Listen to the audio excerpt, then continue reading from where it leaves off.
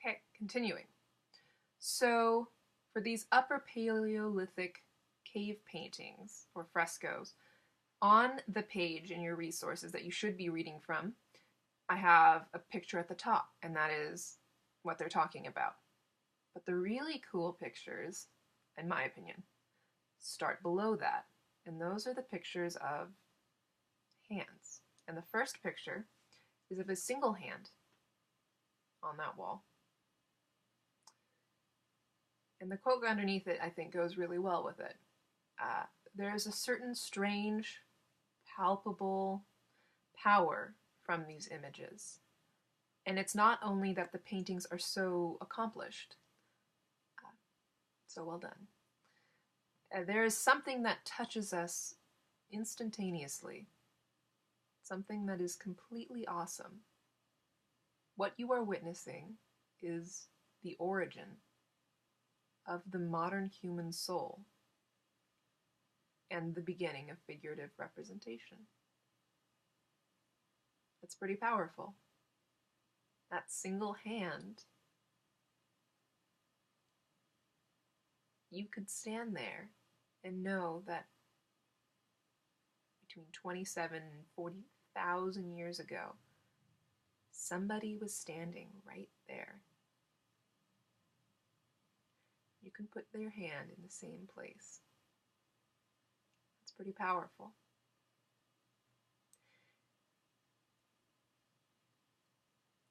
And then the picture below that, you see dozens of these hands, some overlapping each other, like voices from the past. And every one of them is like a signature, saying, I am here. I exist. Or is it? That's also a question. You know, we weren't alive back then, and we don't have any other records, but it's what it seems to say, doesn't it? It's pretty impressive. The thing is, these are found everywhere. These were in France, but you can find them in China, Argentina, Japan, Africa, North America. All these hands. It's pretty neat. I'll continue. What kind of transition are we, in fact, witnessing? Even if earlier examples of figurative representation exist, which we have not yet discovered, and mind you, before this, there had been no examples that we were identifying ourselves. For Shavat, we witness a near complete precapitulation of European schools and techniques. So, just a perfect ball of European schools and techniques. And that's important. And so accomplished that we are taken to believe it is the product not of some wild genius, some one random individual, but of generations of accumulated artistic tradition. And that is generally what a school is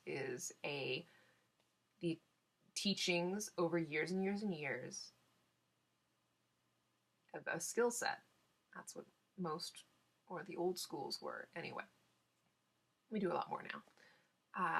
In fact, Shavat is a 5,000-year collaboration. For radiocarbon dates range from 32,000 plus or minus to 27,000 plus or minus years. That's insane. Like, that really is insane. I'll use history as an example. A big marker in human history that the Western world likes to use is the birth or death of Jesus Christ, which is about 2,000 years ago. And then the oldest Western civilization, real big kahuna like Egypt, is about 5,000 years ago. This is 32 to 27,000 years ago. In the span that the first historically written down, the first history, human history, which is written, to now, that's how long these hand paintings span. 5,000 years. people saying, "I exist."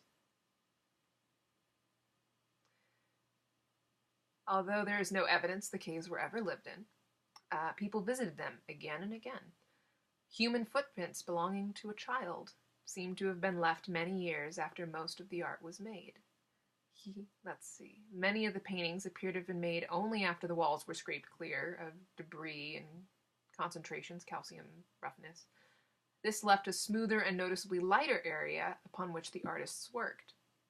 Similarly, a three-dimensional quality is achieved by incising or etching, scraping the outlines of certain figures. So this is all very intentional. So, last little bit.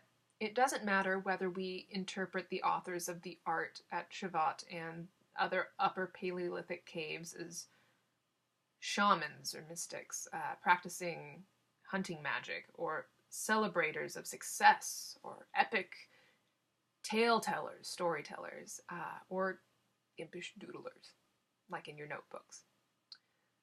To active social practice constitutive of social order.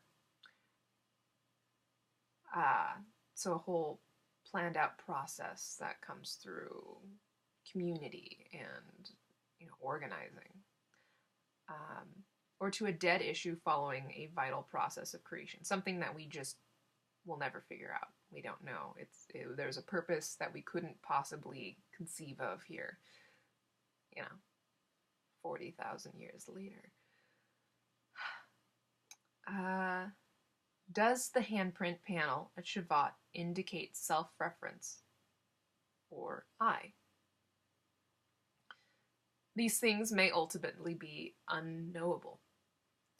We can only approach the question of self-recognition, identification of me, in terms of how, not why. 32,000 years later, we have no answer to the question of why, beyond market concerns or for money. We, as a whole, demand to artistically represent the world either as we see it or idealize it. Why we make the concrete abstract, so take things that exist and turn them into something more, and then turn fantasies or our imaginations into reality. So we still don't know why we feel the need to make art and why art is important to us. So our ability to look back in time at these mysterious humans, we're still working on it. We don't even know why we do it. I'll continue. We don't even know the paintings at Shavat were intended for an audience beyond their authors. Were intended to be seen by the person who made them. Nor do we do ourselves any service defining it as art, per se, because we don't know what their purpose was for it. As so-and-so suggested, the purpose of the cave paintings, whatever it was, is only a partial account to the constancy and universality and grandeur of our experience of it as a kind of visual poetry written in a language common to us all.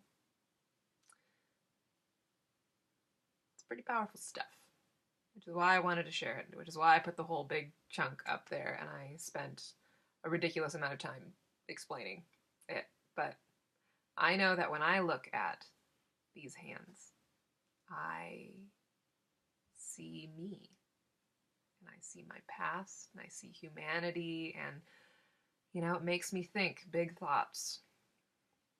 And I hope it makes you think big thoughts too. So I want you to think on this and really dig into it. Look at the resources. There's some good references that all have to do with what we talked about here.